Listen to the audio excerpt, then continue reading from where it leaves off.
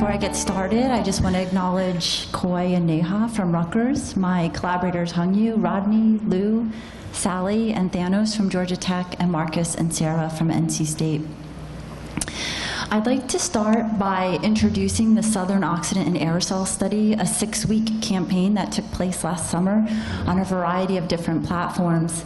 In this image, I've included a photograph of the NOAA P3 here, because the SOAS and SENEX campaigns were developed in close collaboration. And NOAA's announcement to conduct the SENEX campaign was an early and important impetus that got SOAS off the ground, so thank you, Ravi. And something that's been very exciting for me this week at IGAC is that when Thomas Carl gave his talk, he was talking about samples he collected on this SOAS platform. And Carrie Pratt was on this SOAS platform, and Jason Surratt talked in part about samples he took at this SOAS platform. And I'm going to talk to you about measurement results here at the main SOAS ground site in Centerville, Alabama, at the edge of Talladega National Forest.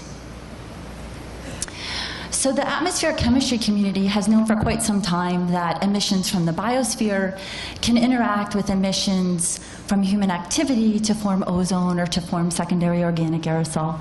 And in the Southeast United States, the overwhelming majority of this organic carbon in the particle phase is modern, and we assume that it's biogenic. Investigators chemically characterize the constituents they find in this organic aerosol, and they can trace it back to hydrocarbons that they know come from the biosphere. But the thing is, this natural biogenic SOA is associated with anthropogenic pollution. And there's been this growing idea in our community that anthropogenic pollution can actually facilitate formation of biogenic secondary organic aerosol. And this was a personal motivating factor for me in my participation in SOAS.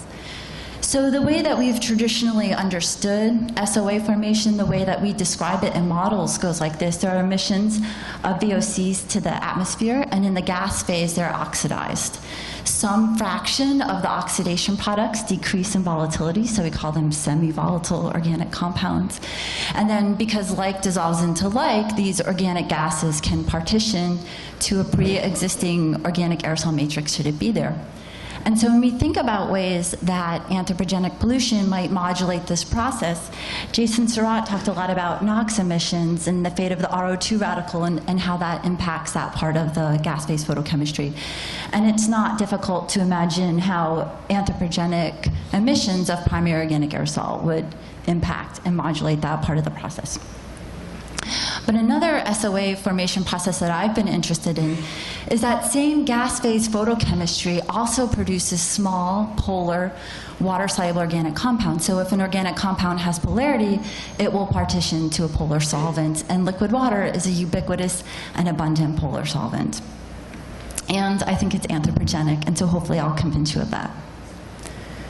So when talking about the ubiquity of aerosol water, you don't have to take my word for it. You can take John Seinfeld's word for it.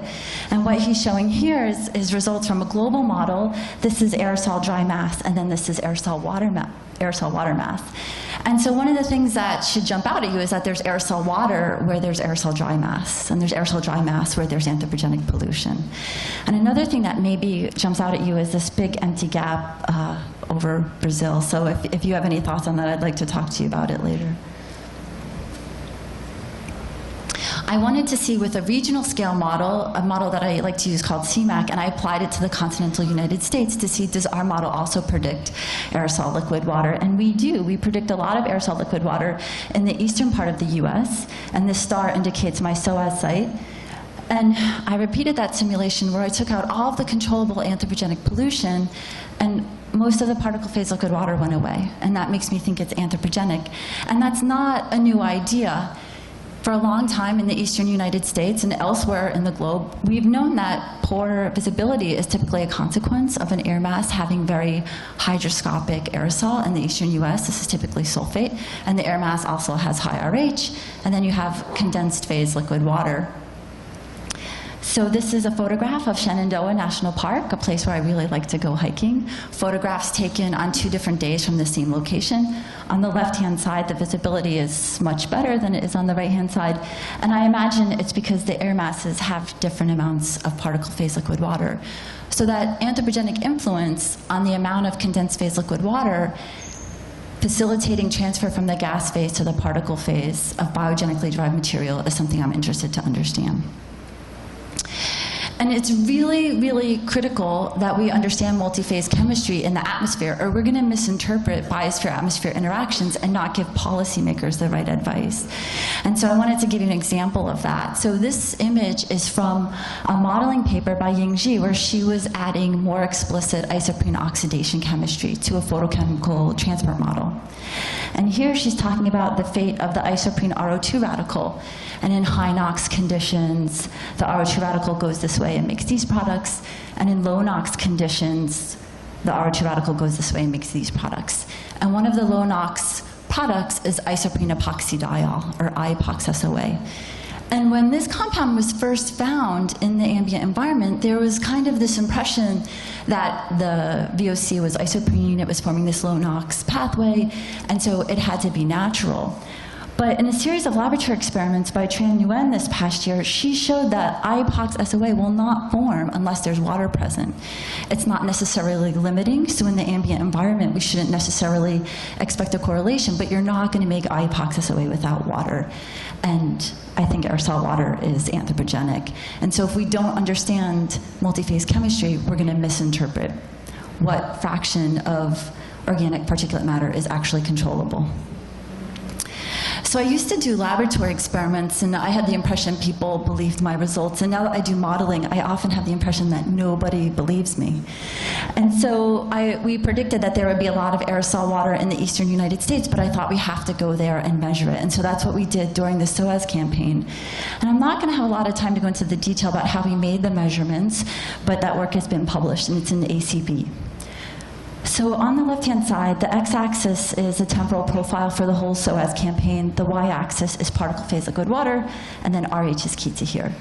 A robust finding, something that we kept finding every single day, was that aerosol liquid water would peak slightly when the RH was going down. And we expected it to be highest when RH was highest.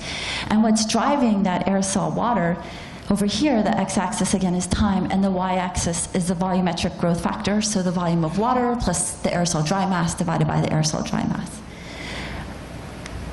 And these dotted lines are iso-kappa lines. So for example, if your aerosol had a kappa value of 0.1, this is a volumetric growth factor you would observe over a day. If your kappa value was 0.6, this is a volumetric growth factor you would observe during a day. And what we see is the kappa value changes dramatically. It's 0.2 at midnight, and then it goes 0.2, 0.3, 0.4, 0.5. And then back down. And we think that that aerosol hygroscopicity is being influenced by anthropogenic pollution. When we go in and we select out certain time periods for which it was not raining, this is a pattern that consistently presents itself. So again, the x-axis is time, the y-axis is water concentration. This blue is a non-rainy time period, and this is a rainy time period. So on non-rainy days, the median water concentration in the morning is 15 micrograms per cubic meter, and that's much higher than the maximum organic aerosol measured during the whole entire SOAS campaign. So if you're an organic gas floating around in the southeast United States, you're very, very likely to encounter liquid water. And when we try to understand what's driving that change in particle hygroscopicity or aerosol water, this is another pattern that keeps presenting itself, and it's this nitrate diurnal profile. And that's really unusual. In the eastern US, we typically think about sulfate. We don't often think about nitrate, but the sulfate diurnal profile is pretty flat. We just see it all the time. But we actually see that we get nitrate starting to form really early, and then the sun comes up and it starts to burn off. And this pattern most closely matches the pattern in particle phase liquid water. I know that they're not exact, but. And then the other thing that we observe is that water-soluble organic carbon in the particle phase is max when water is a max. And so far, our SOAS results are not inconsistent with the hypothesis that anthropogenic pollution can impact the amount of aerosol water and provide a medium for organic gases to partition from the gas phase. to the particle phase. And this is consistent with recent modeling results and recent experimental results by Natasha Hodis from the Po Valley in Italy. So I like to go back and forth between measurements and modeling, and what I wanted to do is I wanted to get an understanding of what organic gases that are water soluble are present at the SOAS ground site and co-located in time and in space with particle phase liquid water. So I took the Henry's law constant for these three compounds, IGAC, glyoxyl, and methylglyoxyl. I know Henry's law is wrong in this context, but it's useful as an index. And then I took the liquid water content that we had actually measured, and then the predicted gas phase concentration. And you should not believe these numbers. I don't, but I believe the relative proportions. And the model predicts that IGAC is going to have a much higher potential to partition to particle phase liquid water than glyoxyl and methylglyoxyl even added together. And this is very consistent with recent measurements that were published in Environmental Science and Technology Letters. And it's also consistent with the results that Jason Surratt presented the other day. I think this is my favorite finding from the SOAS campaign, and this table comes to me courtesy of Rodney Weber. What he's showing here on the categories on the left are different PMF factors from Sally Ng's AMS measurements during SOAS, and the categories reflect surrogates for secondary organic aerosol. And then these categories are indicators of anthropogenic pollution. And what we find is that every single indicator of biogenic SOA correlates with at least one indicator of anthropogenic pollution. But the relationships are different, and different biogenic SOA species correlate with different indicators of anthropogenic pollution. And so IGAC SOA is correlating really well with sulfate, and I think that has something to do with H+ concentrations modulating that ring opening step. And this is consistent with work that Rodney has done in the Southeast US.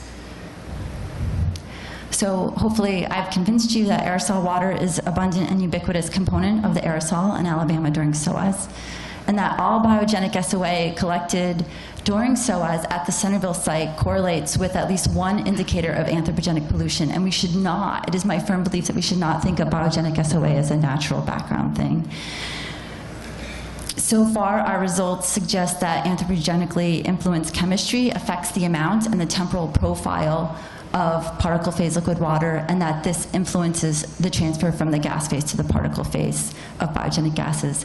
And I'm really interested to calculate the controllable fraction of IGAC SOA. I just want to reiterate, I did none of this work by myself. A lot of people made SOAS happen. Rob Pinder helped me with the CMAC model results. If you're interested in other SOAS findings, there's a special symposium at AAAR with Rob Griffin, and also at AGU we have a special session. And thank you so much for your attention. Thank you very much. Thank you very much for being on time. So there is time for questions. Very difficult to see here, please, there.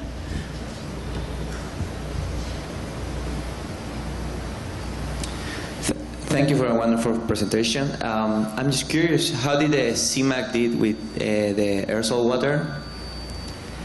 That's a really great question. Sometimes the model overpredicts, sometimes it underpredicts. I'm sorry? Does it get the diurnal pattern? No, it, so it's, in the model, it peaks when RH is a max. It's not getting the, I think the chemical composition changes fast enough.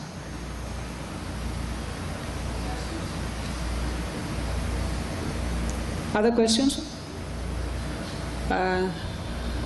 So you see better, Megan, eh? Back there, yeah.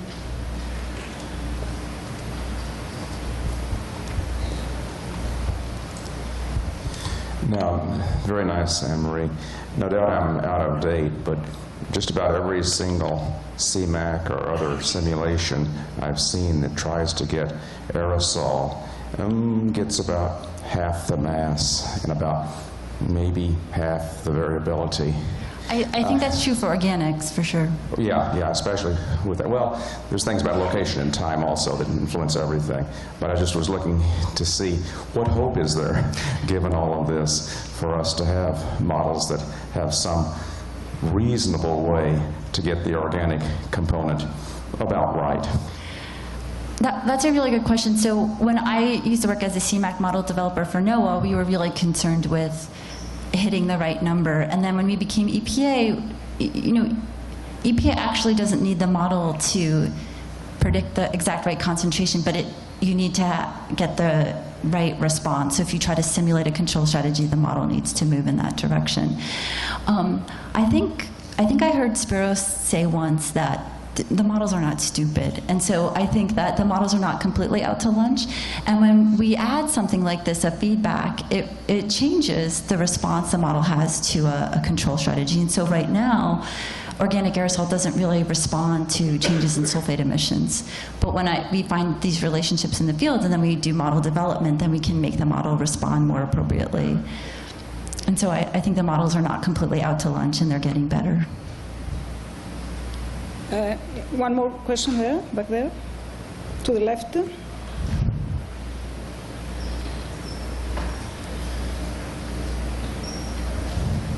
Hi, thank you.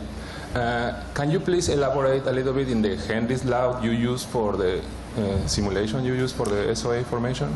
I just use effective Henry's law constants, and we've actually started doing those calculations accounting for salting in, and after watching the ocean talks here at IGAC, I'm thinking we also need to account for salting out. But I just used effective Henry's law constants that were available in the literature, and I know it's not perfect, but it's an index. Okay.